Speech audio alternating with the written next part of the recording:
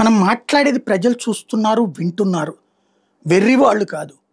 ఒక్కసారి మనం బాధ్యతాయుతంగా మాట్లాడాలి. నిన్న చంద్రబాబు గారట మద్యం బెల్ట్ షాపులు నడిపే వాళ్ళ మీద పీడీ యాక్ట్ తెరవాలని ఆదేశించారట. అవసరమైతే చట్ట సవరణ చేద్దామని చెప్పారట. బెల్ట్ షాపులు నడిపేది ఏ పార్టీ వాళ్ళైనా వదిలిపెట్టద్దని ఆదేశించారట.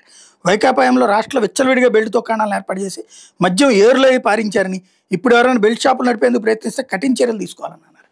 కొంచెం కామన్ సెన్స్, కొద్దిగా బుర్ర, కొద్దిగా ప్రజలకు చెప్పేటప్పుడు కొంచెమైన నైతికత, కొంచెమైన నీతి ఉంటే బాగుంటుంది. అప్పుడు ఇప్పటికి మళ్ళీ పర్మిట్ రూములు లేవు, బెల్ట్ షాపులు లేవు. వాటిట్లో ఆ ఈవెన్ షాపులో ఎన్ని అమ్మాలో లిమిట్ పెట్టారు. ఆ అమ్మే ఒకటో రెండో మూడో పెడితే అందులో నుంచి కొనుక్కొచ్చుకుని ఎవడన్నా అమ్ముకోవాల్సింది తప్పించి లేకుండా చూశారు.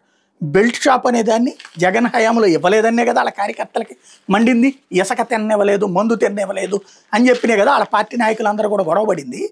అది ఓపెన్ సీక్రెట్. అప్పుడేదో బెల్ట్ షాపులు విచ్చలవిడిగా జనాలు చూడలేదా? తాగేవాడికి తెలియదా బెల్ట్ షాప్ ఎప్పుడుంది, అప్పుడుందా ఇప్పుడుందా అన్నటువంటిది? నిజంగా చర్య తీసుకున్నట్టయితే వాళ్ళ బెల్ట్ షాప్ ప్రతి మద్యం దుకాణానికి అనుబంధంగా 7 బెల్ట్ షాపులు ఉన్నాయి. ప్రతి మండలం, ప్రతి గ్రామంలో బెల్ట్ షాపులు ఉన్నాయి. లేని గ్రామం లేదు. మంచినీళ్ళైనా దొరకేటటువంటి అవకాశం లేదు, కానీ మందు దొరకనటువంటి గ్రామం లేదు. ఎందుకు ఈ అబద్ధపు ప్రచారాలు, ఎందుకు ఈ మాటలు, ఎందుకు ఈ రివ్యూలు? చేయకపోతే ఎవడన్నా అడిగాడా? ప్లస్ దీన్ని మళ్ళీ వైసీపీ టైంలో బెల్ట్ షాపులు వచ్చినాయి, వైసీపీ టైంలో విచ్చలవిడి మద్యం పారింది. వినేవాడు వెర్రోడైతే చెప్పేవాళ్లే మేధావులు అన్నటువంటి కోణంలోకి వెళ్తే బాగోదు. ఓసారి ఆలోచించుకోవాల్సి ఉంది.